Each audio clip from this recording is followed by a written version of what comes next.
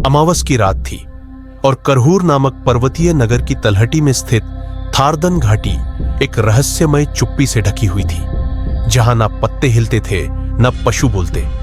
बस दूर कहीं एक बहुत धीमी और अस्पष्ट सी ध्वनि, जैसे कोई भूला हुआ मंत्र दोहराया जा रहा हो, सुनाई देती थी। आकाश में तारे नहीं थे और बादलों ने चंद्रमा को ऐसे लपेट रखा था जैसे किसी गुप्त रहस्य को छुपा रहे हो। घाटी में एक परित्यक्त मंदिर था, पुरातन, टूटी मूर्तियों और उखड़े पत्थरों से बना, जिसे लोग अंतिम द्वार कहते थे। मान्यता थी कि वहां एक रक्षक आत्मा वास करती है, जो किसी भी बाहरी व्यक्ति को मृत्यु या मोक्ष में से एक दिलवाती है। उसी मंदिर की सीढ़ियों पर एक किशोरी खड़ी थी, नीलजा, जिसकी आंखों में एक बुझी हुई आग थी। उसके सिर पर एक बंधी छोटी थी, जिसमें लोहे के तार लिपटे थे, और उसकी हथेलियों पर कुछ पुरानी नीली लकीरें जली हुई थी, जैसे किसी ने वर्षों पहले उस पर कोई मंत्र उकेरा हो। वह यहां किसी तीर्थ के लिए नहीं आई थी, बल्कि उसकी आत्मा एक शाप से ग्रसित थी, जो उसकी नाभि में बंधी एक चांदी की जंजीर से जुड़ा था। हर अमावस पर वह इस मंदिर में आकर घंटों बैठती और एक ही प्रश्न दोहराती, क्या कोई मुझे मेरे सच से प्रेम कर सकता है? लोग कहते थे वह किसी आत्मा की पुत्री है, जिसने एक इंसान से प्रेम किया और श्रापित हो गई। लेकिन सच्चाई इससे कहीं ज्यादा अंधेरी थी। नीलजा स्वयं नहीं जानती थी कि उसके भीतर दो अस्तित्व है, एक जो जीवन चाहता है और दूसरा जो मृत्यु से जुड़ा है। उसी रात एक अनजान युवक, कालिव, जो कि राज्य का एक जासूस था और जो अनसुलझे रहस्यों की खोज करता था, घाटी में पहुंचा। उसका उद्देश्य एक प्राचीन लुप्त सभ्यता की खोज करना था, जिसने आत्मविष नामक सिद्धि पाई थी। ऐसी शक्ति जो आत्मा को जहर बना देती है, जिससे वह दूसरों के अंतर्मन को स्पर्श कर उसे सच या मृत्यु दिखा सके। कालिव ने कभी नीलजा के विषय में नहीं सुना था, लेकिन जब उसकी नजर मंदिर की सीढ़ियों पर बैठी उस आकृति पर पड़ी, तो उसके भीतर कुछ टूट गया। एक स्मृति, एक स्वप्न या कोई पूर्व जन्म का संकेत। और नीलजा, जो हमेशा हर अजनबी से दूर भागती थी, उस रात उसकी आंखों में ऐसा कुछ देख बैठी जो वर्षों से कहीं दबा हुआ था। तुम किसे खोज रहे हो? उसने पूछा। उसकी आवाज एक ध्वनि और कंपन का समावेश थी, जिसे मंदिर के पत्थरों ने बोलना सीख लिया हो। कालिव ने कहा, मैं खुद को खोज रहा हूं, या शायद अपने अतीत को, लेकिन अब लगता है मैं तुम्हें खोजने आया हूं। वह उत्तर नीलजा को विचलित कर गया, क्योंकि वह जानती थी जो कोई भी उसके करीब आता है, वह या तो उसकी आत्मा खो देता है या स्मृति। फिर भी न जाने क्यों उसने कालिव को अपने साथ मंदिर के गर्भगृह तक जाने दिया, जहां एक टूटी प्रतिमा के नीचे एक ताम्रलेख छिपा था और उस पर उकेरा था, जो उसे प्रेम करेगा, जिसे स्वयं भी अपने स्वरूप से भय है, वही मृत्यु के पार देख सकता है। जैसे ही कालिव ने उस लेख को छुआ, उसकी आंखों में अंधकार समा गया और वह भूमि पर गिर पड़ा। नीलजा चीख उठी, तुमने क्यों छुआ वो शापित लेख? मगर तब कुछ ऐसा हुआ जो पहले कभी नहीं हुआ था।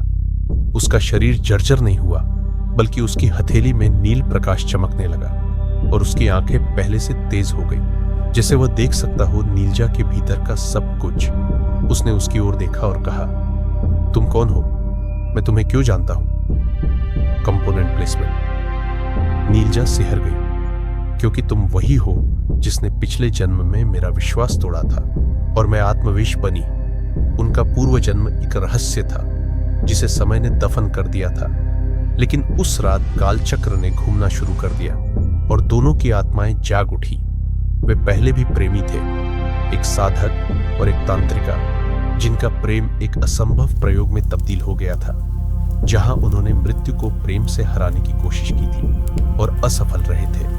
नीलजा की आत्मा विष में तब्दील हुई और कालिव की स्मृति छीन ली गई। वह हर जन्म में उसकी तलाश करता, पर याद नहीं रख पाता। लेकिन उस रात उस मंदिर में एक अपूर्ण यज्ञ दोबारा सक्रिय हो गया और चंद्र ग्रहण की छाया में एक छठी घंटी स्वयं बज उठी, जो सदियों से शांत थी। मंदिर के गर्भगृह में 7 द्वार थे। हर द्वार एक भय, एक सत्य और एक बलिदान मांगता था। नीलजा ने कहा, अगर हम इन 7 द्वारों को पार कर गए तो मैं मानव बन सकती हूँ और तुम अपनी आत्मा का सत्य जान पाओगे, लेकिन हर द्वार एक स्मृति छीनेगा।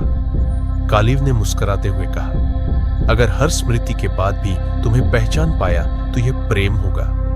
और फिर वे दोनों पहले द्वार की ओर बढ़े, जहां रक्त से बनी दीवार थी। जिसने कहा, अपना पहला डर दो। नीलजा ने अपनी मां की मृत्यु की स्मृति दी, जिसे उसने तांत्रिक प्रयोग में खो दिया था। दीवार खुल गई। द्वितीय द्वार पर समय का पहरा था, जहां कालिव को अपना बचपन छोड़ना पड़ा, जहां उसने पहली बार किसी के लिए रोया था। तीसरे द्वार पर उनके बीच एक परछाई खड़ी थी, उनकी मृत्यु का अक्स, जिसे पार करना असंभव था। लेकिन उन्होंने एक साथ आंखें बंद की और एक ही मंत्र जपा, जो कभी उन्होंने साथ सीखा था। प्रेम ही विष का सार है और विष ही अमृत का द्वार। परछाई गल गई। चौथे द्वार पर एक आईना था, जो सबसे गहरे झूठ को दिखाता था। नीलजा को दिखा कि उसने अपने प्रेमी को विष से मारा था, और कालिव को कि उसने उसे छोड़ा नहीं, बचाने की कोशिश की थी। दोनों रो पड़े, पर आगे बढ़े। पांचवें द्वार पर आत्मा का सौदा था। क्या तुम अपने प्रेमी की आत्मा को बचाने के लिए अपनी देह छोड़ सकते हो? सातवें द्वार पर अग्नि का सर्प था, जिसने कहा, तुम में से एक को हमेशा के लिए एक रूप छोड़ना होगा। कालिव ने अपनी मानवता त्याग दी और कहा, मैं उसे मृत्यु से नहीं। और यदि उनका प्रेम सत्य होता तो काल चक्र रुक जाता। जैसे ही वे दोनों उसके केंद्र में पहुंचे, एक ऊर्जा का विस्फोट हुआ। मंदिर की दीवारें कंपन करने लगी और बाहर आकाश से काले पंखों वाले पक्षी गिरने लगे। लेकिन कालचक्र थम गया और उसी क्षण कालिव की स्मृति लौट आई। उसने कहा, अब मैं जानता हूं तुम कौन हो। तुम मेरी शुरुआत हो और मैं तुम्हारा अंत, और हमारे बीच जो कुछ था वही ब्रह्म है। नीलजा की आंखों में आंसू थे, लेकिन उनका रंग नीला नहीं, अब अमृत जैसा था। मंदिर की छत से एक किरण आई और उन्हें अपने आलोक में लपेट लिया, और जब वह प्रकाश हटा, वहां कोई नहीं था, ना नीलजा ना कालिव। बस एक प्रतीक उकेरा था, एक सर्प और एक हृदय जो एक दूसरे से लिपटे हुए थे।